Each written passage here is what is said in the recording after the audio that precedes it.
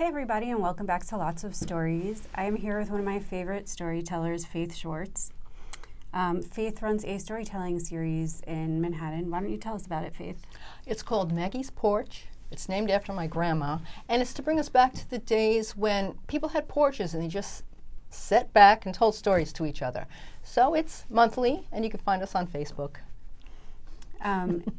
I've been lucky enough to participate once so far, and it's so much fun. It really it exemplifies, I think, what is so wonderful about the medium of storytelling, which is just you're sitting around with people talking, and everyone gets a chance to have their time to talk, but also and you're listening to everyone, and then you have your chance. So it's really nice. It's a screen-free evening, and it's also a potluck, so everybody eats.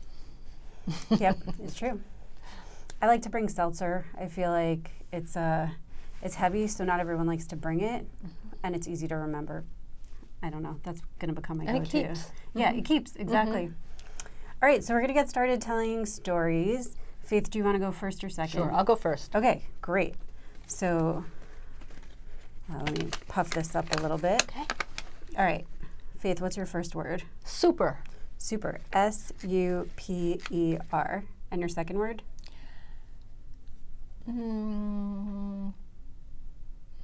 Purple. P-U-R-P-L-E. Okay, now pick a triangle. This one? Yes. Okay. Fairy tale. Fairy tale. Okay. Our viewers know that I love a fairy tale, so I'm excited to hear what you have in store for us. So fairy tale using the words purple and super. Okay. All right, we're going to give Faith a moment to think about it, and we'll be right back. No pressure. No pressure. Very easy. Yeah, okay.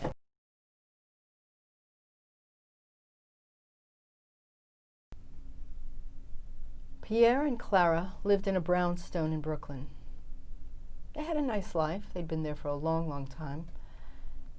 And then Clara said one day, "Pierre, I've fallen in love with someone else, and I'm taking our child with us."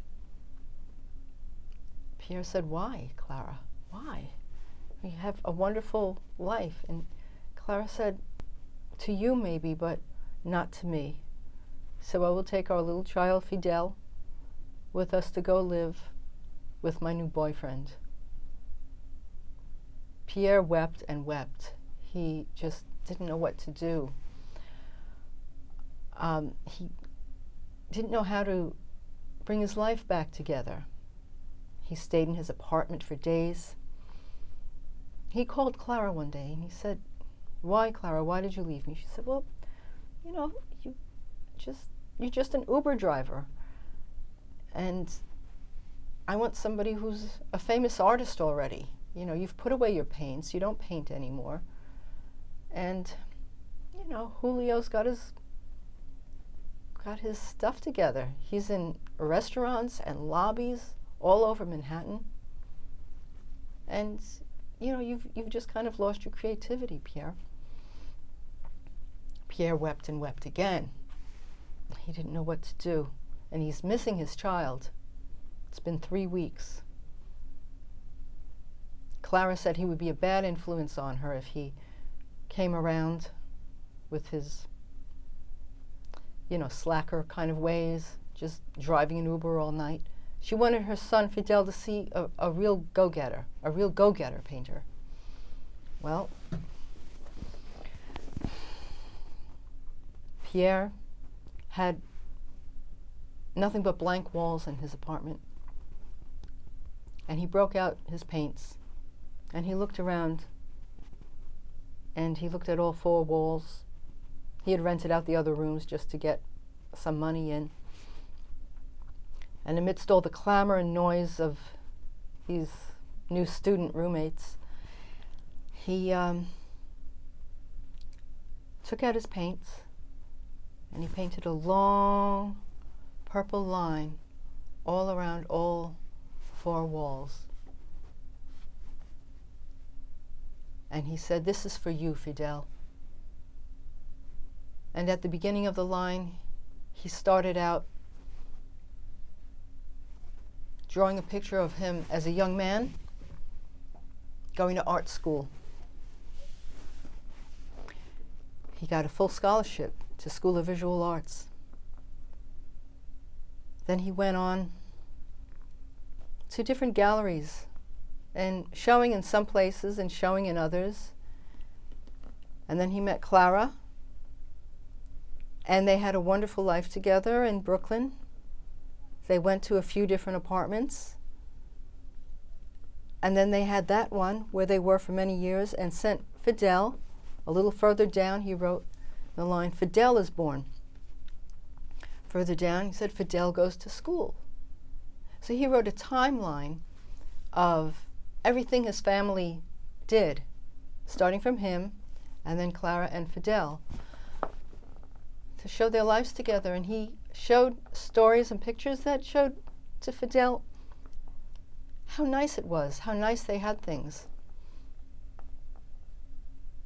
And he took his phone and he recorded everything on those walls. He showed a happy life, and he showed him working in an Uber at the end of that line. And at the very, very, very end of the line, he drew a little picture frame and wrote the words future. And he sent it to Fidel at Clara's house, Clara and Julio's house.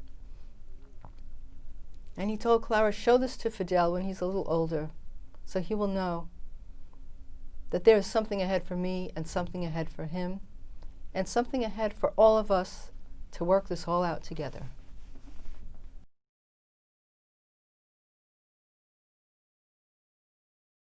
Thanks, Faith, for that story. My pleasure. I wasn't exactly sure where we were going. About 3/4 of the way through, I was getting very, very concerned that when he got to the end of the purple line, that I was really nervous that he was going to take his life. So I was so glad that there was a future in that frame for them. Yeah, no, I wouldn't do that to little Fidel. I mean, that's what I was very worried about Fidel and his sweet little name, about loyalty. Like, I just... Yeah. Before you started, you expressed that this might get a little dark. So I just wanted to, I don't know, check in, see how you felt about it Oh, I'm as fine. it went on. I'm fine with it. I just wanted to do a good job. Oh, I thought it was lovely. I really enjoyed. I really like stories where we're exploring the character's creativity. So I appreciated that that was kind of like the touch point in their relationship. Yeah. Like that's what Clara couldn't take anymore, was that she needed him to be more expressive. So I left out the word super.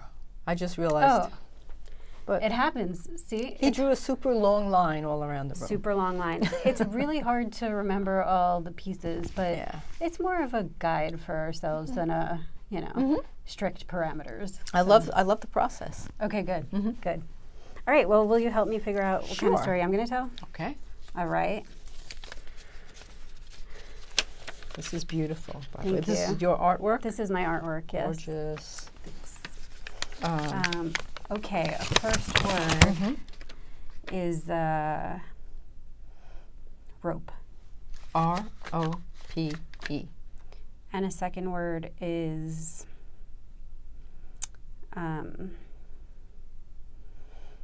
frog. Frog. F-R-O-G. Okay, and And now which triangle? which triangle? I'm going to go with, I really can't remember what is where. This one. Adventure fiction. Okay, adventure. All right, I'm going to think about this for a moment, and I'm going we to shall use return. that time. Okay.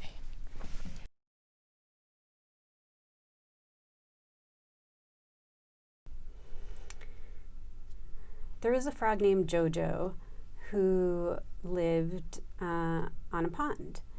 And Jojo had a favorite lily pad. It was Jojo's favorite because it had a really big flower on it. And there are many lily pads that have kind of like a small flower, or it hasn't fully bloomed yet, or it's just like the green, like placemat looking thing. But this one was in full bloom, so Jojo really loved it because you could kind of curl your head inside, and you could, swim under it, and you could see all different parts of the flower, and that was fun for Jojo. One day, Jojo was sitting, resting in the shade of the flower on the lily pad, and she looked across the pond at all the other lily pads and all the other frogs and the algae and the moss and the rocks, and she looked at the shore and the grasses at the edge of it, and then beyond that were trees, and above that was a blue sky and clouds. And Jojo said, I want to know what that big puffy thing is up there in the sky, because it kind of just looks like a giant version of my flower on this lily pad. So maybe I'll just try to get up there. So Jojo got this idea that she could somehow rest on a cloud. So she got the idea and she started to go. She said, well, the thing that I see that looks like a bridge to the cloud is the tree branch. So I'm going to have to hop along the lily pads, and she did. And I'm going to have to reach the shore, and she did. And she crawled through the grasses, and it started to get dark, and she couldn't see the cloud anymore. And her whole mission to reach the white puffy thing in the sky, well, it didn't look so white. It started to look dark gray and dark blue. It didn't really look like a comforting lily. It looked like a scary, ominous monster, actually. So in the middle of this field of grass, as the sky is getting darker, Jojo says to herself, I might have been wrong about this entire journey. Like, this whole thing. How could I have been so wrong? How could I have thought that this would be fun or exciting or lead me somewhere great, relaxing at all, when it just looks like the whole world is going to come crashing down and attack me? She didn't know what to do. She panicked. She was hungry. She was tired. She was cold. And she just was paralyzed with fear. She was stuck for so long that all of a sudden, at the edge of the grass, she saw some light yellow and some pink coming up at the edges. And it was the sunrise. And all of a sudden, the sky was turning light again, and the cloud looked white again. And she couldn't believe that this thing that she thought was a monster, that before she thought was a friend, is now looking like a friend again. How could the world change around you so many times like that? She said, it must be a sign, and I'm supposed to go to that cloud after all. So she kept hopping along to the tree, and she hopped up the bark. It was very convenient because, bark has those like ridged edges, and with webbed feet, it makes it very convenient to kind of like dig in and get a nice foothold. So she kept hopping up the trunk onto branches and branches, and finally on this one branch, there were twigs that looked like they were just touching her cloud. And she got to the edge of the twig, and she tried to reach her arm to the cloud and still couldn't touch it, and couldn't understand why from below it looked so close and now it still looked so far again.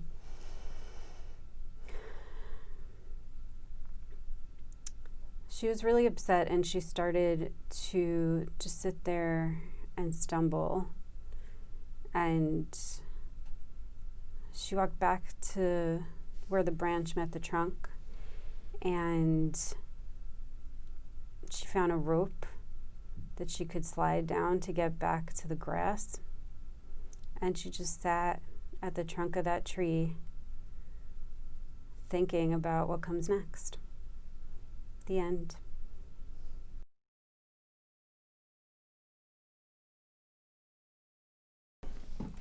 I enjoyed that.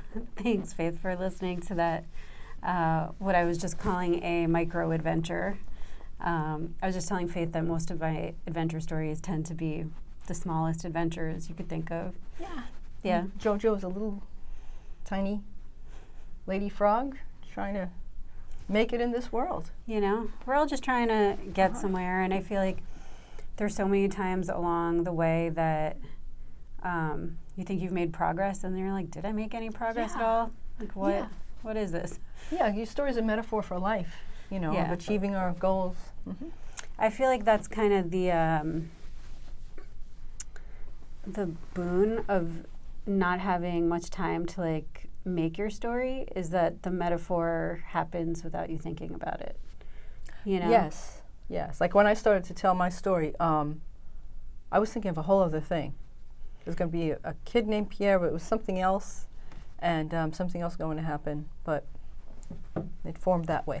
Yeah, when I said rope at first, I didn't think that, well, I didn't know a frog was coming, so yeah, I had a whole like image in my head of how a rope would be used, and it wasn't.